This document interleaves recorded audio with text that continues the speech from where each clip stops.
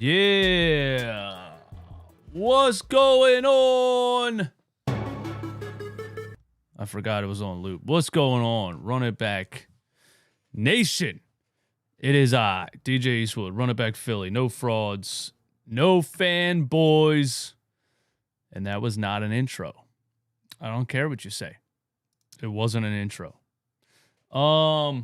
Hit the like button. Give me 1,000 likes on the show. Thanks for tuning in. If you watch these shows regularly and you're not subscribed, I would also appreciate it if you hit that little subscribe button. That would be nice. We're going to be right here all season. There's reasons to be excited for the Sixers, I believe, moving forward. And that feels good because all off season, it didn't feel like there was many reasons to be excited. We're going to talk about the 4 players the Sixers received in the Harden trade and whether we think they are still valuable at all, whether or not they will contribute to the team, whether or not they will, be in the bench rotation or possibly starting, and some other things. Okay. Thanks for being here. Be active in the chat. Give me 1,000 likes. Let's get to work. First of all, of course, we had to show this. James Harden shows up in the Clippers locker room, and I don't know how to feel about this. It seemed kind of awkward, didn't it? Or were they just messing around like him and Russ? I'm sure they're friends. Terrence Mann didn't even really get up. He's just sitting there looking at his phone. Like, oh, Harden's here? Cool, bro. Whatever. Who gives a shit? And then they do this, like, awkward, I guess this is a hug, man? I don't know. But I guess they were just messing around. But I do think it's funny that Terrence Mann is not moved, does not really care at all about James Harden showing up. And I think the dynamic of James Harden and Russell Westbrook is something that I wouldn't want to be dealing with on my favorite basketball team in 2023. Thankfully, the Clippers are willing to do that. Good luck. No, I think Harden on the Clippers does add some value and should make Paul George and Kawhi Leonard's job easier as far as scoring, setting them up to score, I guess. But that team, is really taking a risk and relying on those guys staying healthy to be to try to win a championship, I guess. In the West, it's all about health, really, for them. They're a contender, obviously, if Paul George and Kawhi Leonard are healthy, but it's all about health. And yeah, I'm still shocked that they gave up future unprotected first-round picks for 34-year-old James Harden. That's my take on that. The Sixers situation. So the trade obviously mostly had to do with picks. And I wouldn't be surprised if Terrence Mann really wasn't even that big of a hold-up on the trade. I said this before. I think the Clippers and the Sixers were probably going back and forth on picks and unprotected draft picks and pick protections and things like that. The Clippers obviously probably didn't want to give up future picks that were completely unprotected. Daryl wanted more. He wanted 2 firsts. Ended up getting 2 firsts somehow, some way. Every time they denied the trade, there was like a rumor. The Clippers are working with a third team to try to facilitate an extra unprotected first-round pick. That ended up being what happened, right? It was the Oklahoma City Thunder out of left field because they have 17,000 first-round picks. So that's the picks really were what the holdup was. I don't think it was really, hey, give us Terrence Mann. I don't think Daryl Morey was out here like acting like Terrence Mann is the star that he wanted in return. That just doesn't really make much sense to me. Interesting note about the picks that they received, before we talk about the players that they received. Sixer Daily on Twitter. It was reported the Sixers received a 2024 second-round pick in the trade. The Clippers don't own their own second-round pick. The Lakers own it. So there it is, 2024 second round pick via Indiana, Utah, or Cleveland. And then there's a 2024 second round pick via Toronto, which is unprotected. So that could be, that could end up being, as I said right here in the tweet, that could basically be a late first with how the Raptors are looking so far. The Raptors are not looking good.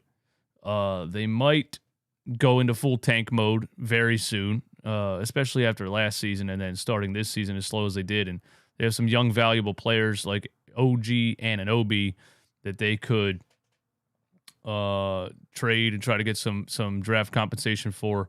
But if the Raptors trend in the direction they're trending in, continue in the direction they're trending in, an unprotected second-round pick from Toronto is pretty valuable, honestly. So there's that.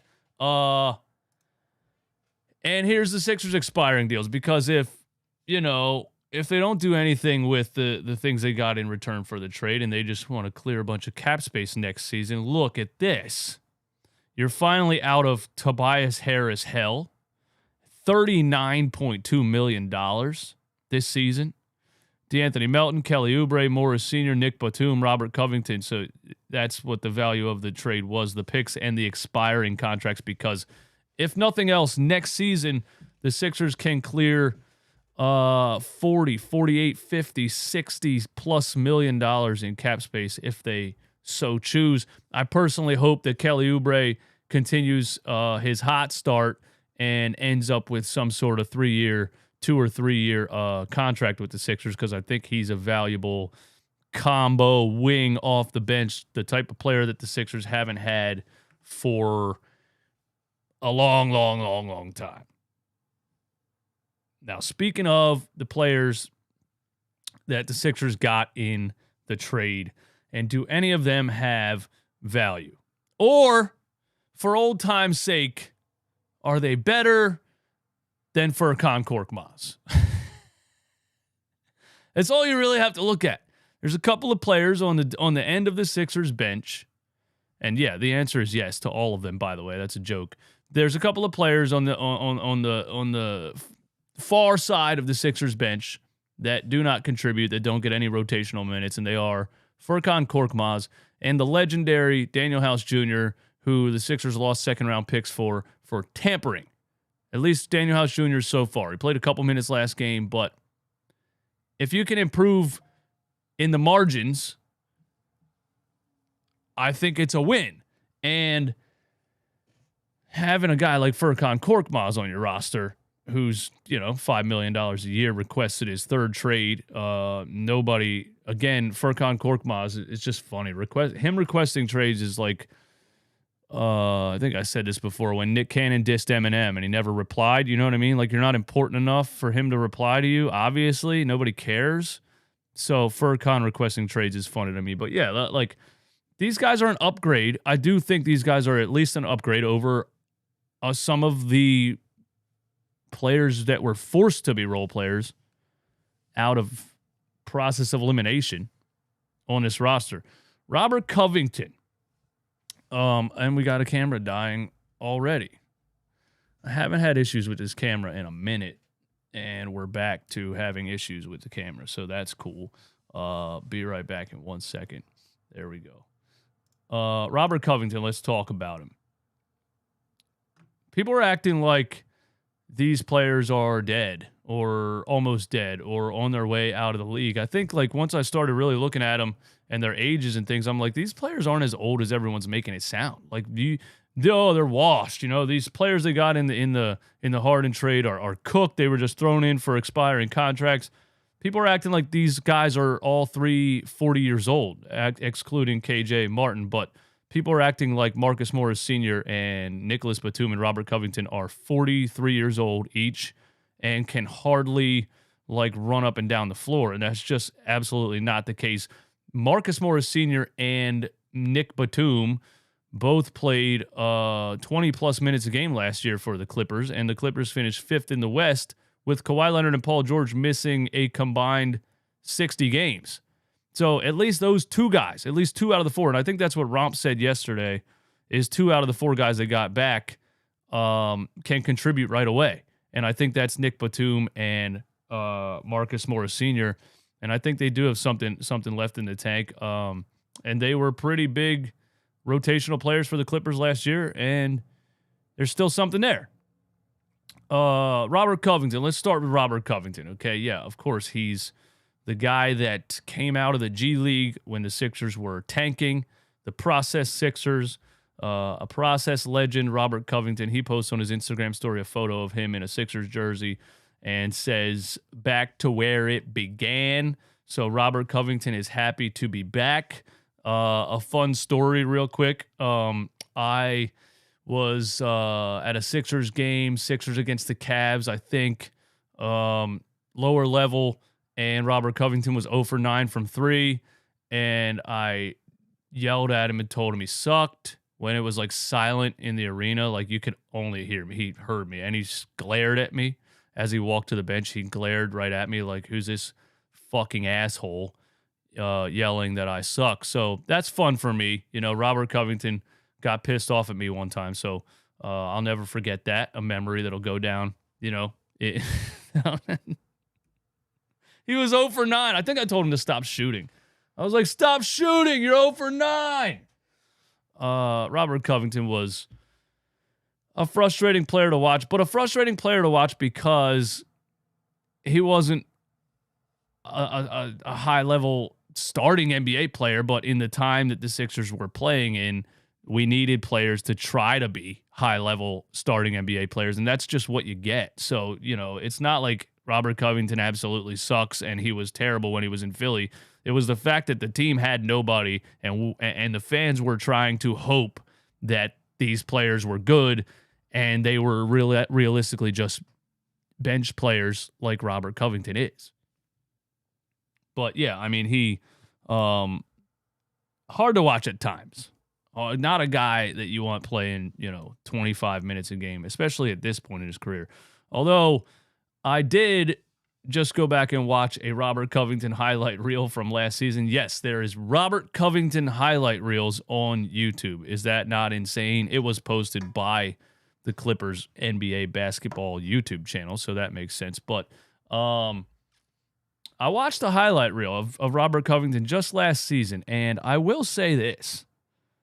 I was surprised by the athleticism that I saw on that highlight reel, because I don't think in all of his years in Philly, Robert Covington ever dunked a basketball. I'm lying. He did it a couple times, but it seemed like he was the most unathletic 6'8" player I've ever seen in my life.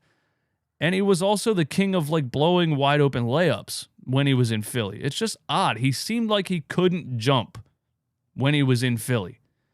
And then I go watch the Clippers highlight reel just from last year, and he's 32 years old, and he's cutting to the basket and dunking on people and pump faking and driving to the rim and dunking. And I'm like, is this the same Robert Covington that I remember?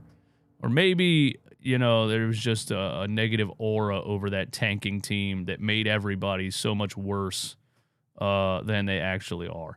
When you look at his recent stats, in 2021, he played 22 minutes a game and gave you 10 points per game at 45% from 3. So, if you could rewind the Robert Covington clock just 2 years maybe and get, 45% from 3, that would be nice. The last 2 years in LA, 2022, he played 16 minutes a game, 6 points per game, 39% from 3.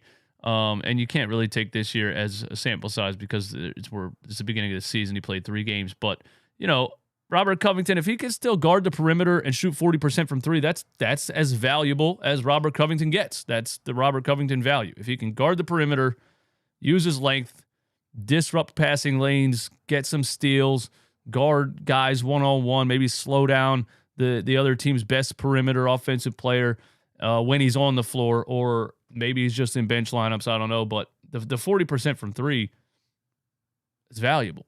I think Robert Covington still has value. And he's only 32 years old. People are acting like these players, again, are 42. He's only 32. So I think Robert Covington gives you some value. And off the bench, I'll take Covington over probably Daniel House Jr. and definitely over Furkan Korkmaz. So I see that as a win in a trade where these players were basically thrown in for expiring contracts. Nicolas Batum. Nicolas Batum. Nicolas Batum is 34 years old. Still has something left in the tank. When you look at I don't know, is he a 3? Is he a 4? Probably too slow at this stage of his career to be a small forward. A stretch 4 in small ball lineups, Nicolas Batum, can't play. Again, it played 20-plus minutes a game for the Clippers for the last 1, 2, 3 seasons. Last year, 21 minutes a game, 6 points per game, 39% from 3, 3.8 rebounds. I think Nicolas Batum still has something left, and you can get something out of him this year. Expiring contract. You don't have to re-sign him. You don't have to do anything. He still has a quick trigger for his size. I think Nicolas Batum is underrated as how quickly he can get a shot off. There's a buzzer beater that he had last year that was kind of Klay Thompson-esque. I know that's a lot to say for Nick Batum, but he's a real quick catch and shoot guy as a stretch 4, I'll say, and I think that's valuable. If you're just comparing him to who we were playing last year, Nicolas Batum right now is more valuable than PJ Tucker was, and I don't care what anybody thinks of that opinion. It is real. PJ Tucker is a hard-nosed defender and a hustle guy. The offensive end was just not there anymore. You couldn't have PJ Tucker coming from the corner up to the wing and catching and shooting a 3 at the buzzer. PJ Tucker can't. He doesn't move. So, and that's the difference between 38 and 34, by the way. 28 and 24 will seem pretty similar. Once you get into your late 30s, 38 and 34, and the level of, athleticism and agility and things like that 4-year difference is massive. So, I think Nick Batum still has something left in the tank. He still has a quick trigger for a big man. He's a veteran presence. He knows where to be on the court. He's a high IQ guy. And just watching a reel from him last season on the Clippers team, he honestly has sneaky athleticism for his age and size. He doesn't look athletic. He doesn't look like a guy that would run and chase down, block a shot, or get a big rebound or cut back door and dunk the ball. But there's a lot of clips of him on the Clippers team last year, showing some sneaky athleticism, cutting back door, blocking shots, and even getting steals and running the floor. So I think Nick Batum is a slight upgrade also over what we were working with. And that's all we're looking for, really. If Robert Covington is an upgrade over the end of the bench, that's a good thing. If Nicolas Batum is an upgrade over PJ Tucker, I'm all for it. So I'm happy with it. If they don't flip these guys into something else, I'm happy with it. I think the Sixers got better by getting the negative energy situation of James Harden up out of here. And I think the Sixers got slightly better roster-wise in the middle of the rotation. I really do.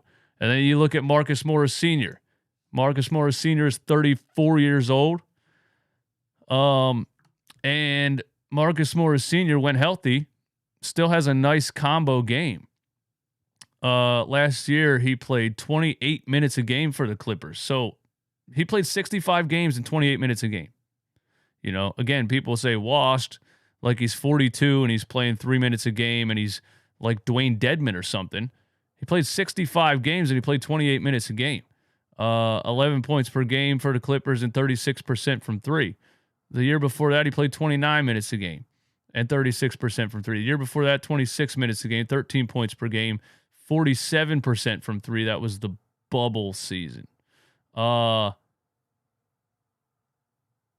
just think these guys, these Batum and Morris were playing heavy rotational minutes for the Clippers.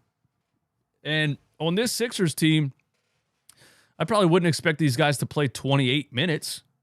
Cut that in half, 15 and 15. I think that's good, and I still think Marcus Morris Sr. has something left in the tank at 34 years old. I think he still has a couple years left in the NBA at a good level, and he can be a valuable rotation player. So there's 3 guys that I think you added to the roster that can contribute. They're not completely washed. Again, they're not Dwayne Dedmon. They can play. So I still think it's wild that the Clippers gave up what they gave for James Harden. I think it's crazy.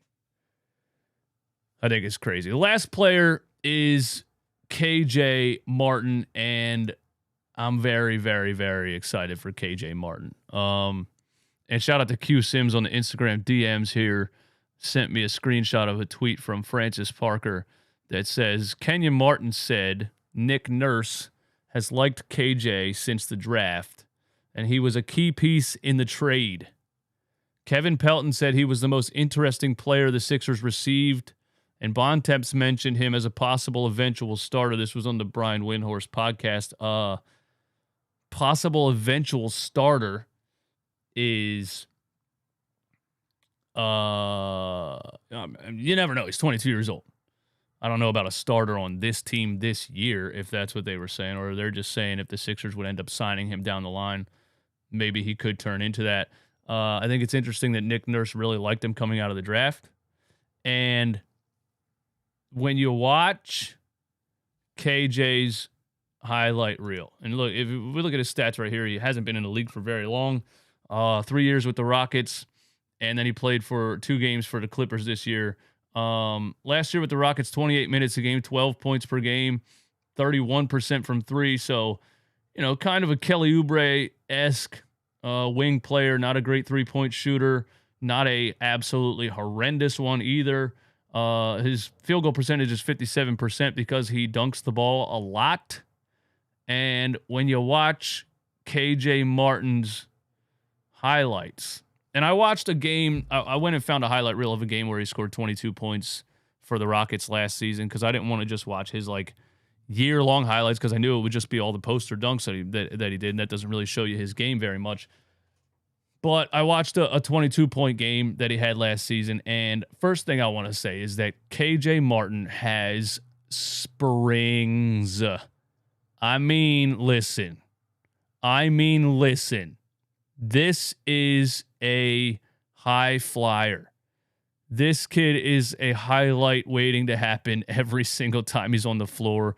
It's not even close. And we were excited about the athleticism of Kelly Oubre. This is even on another level. And at 22 years old, if he develops a little bit more of a game and a consistent 3-point shot, maybe he'll be a valuable player. But at least right now, this kid is an athletic freak show. He bounces off the floor like he's on a trampoline. And the first time he cuts backdoor and posters somebody in Philly, the arena is going to go absolutely bonkers. I just want you to know that. There's a lot of plays where he goes to the rim hard and gets his own offensive rebound before the defender can get back off the floor. He's got quick hops. And he's I'll call him at 22 years old, I'll call him an elite cutter right now. Because cutting is something that hasn't existed on the Sixers team for a long time. We were hoping for years that Matisse Thybulle could cut to the basket. You know what I mean? Oh, look, Matisse can cut, everybody. He did, but can he really? Kind of. But then he catches the ball and doesn't really know what to do because he can't play basketball. KJ Martin is a high-level cutter already at 22 years old, and cutting isn't just a physical ability. Cutting is a basketball IQ thing. Watching the guy with the ball, watching the defense, and kind of just knowing when to go. And it seems like he knows when to go sometimes, and he cuts and he finishes. KJ McDaniels, I keep calling him KJ McDaniels. Fuck. That was the young bull on the process Sixers. KJ Martin, another dunker that played for the Sixers that was young. KJ Martin, at 22 years old, might be the best cutter and finisher that the Sixers have had since young Andre Iguodala. And I'm not saying he's going to contribute and give you some kind of big-time game performances. But at his age right now, KJ Martin is going to give you some fun. That's what he's going to give you. He's going to give you some fun. He's going to come off the bench. And, maybe you're in those situations where the offense is stalling.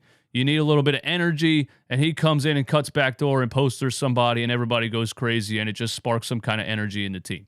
That's what I see KJ Martin right now. I think he's going to be a lot of fun.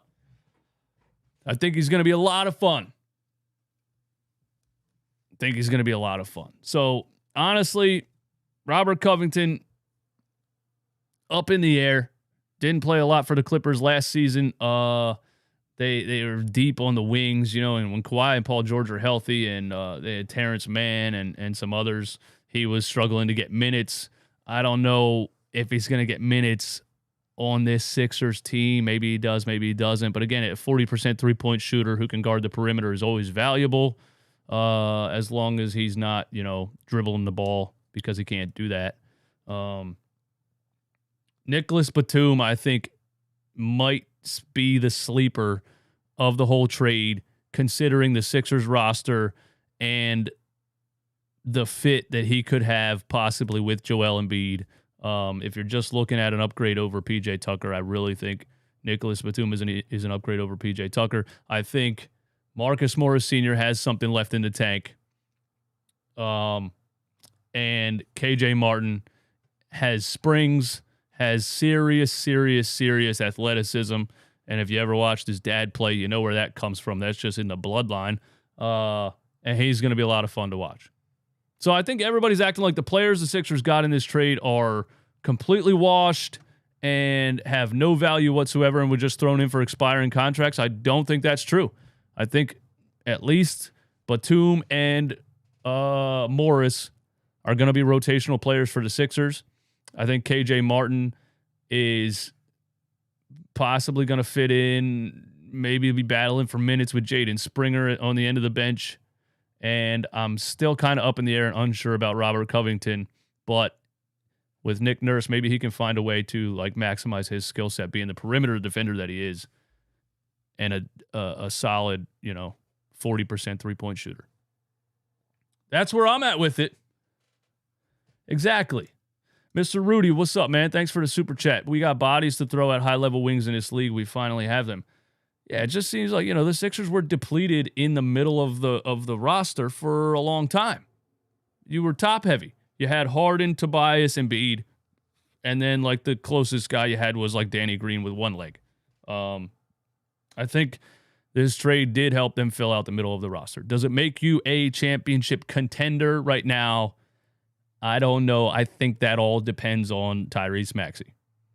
I think that all depends on Tyrese Maxey. How good is Tyrese Maxey actually going to be this season? We know what he's looked like the first 3 games of the season. We know what his potential is. I think he can be a superstar in the NBA at 25 years old, 26 years old. Right now at 22, how good is Tyrese Maxey actually going to be this year? I think with the roster the way it looks right now, if Joel Embiid stays healthy and is back to MVP form, there's no reason for him not to be. I think the success of the team getting out of the second round is all about how good is Tyrese Maxey actually going to be. When you talk about the playoffs, big-time matchups, playoff series, how good is he going to be? That's where I'm at with it. 475 people came through. Thanks for being here. Please hit the like button. Thanks for tuning in. I will be back very soon. We're talking Sixers all season long. Hit the subscribe button for me. Turn on your notification bell.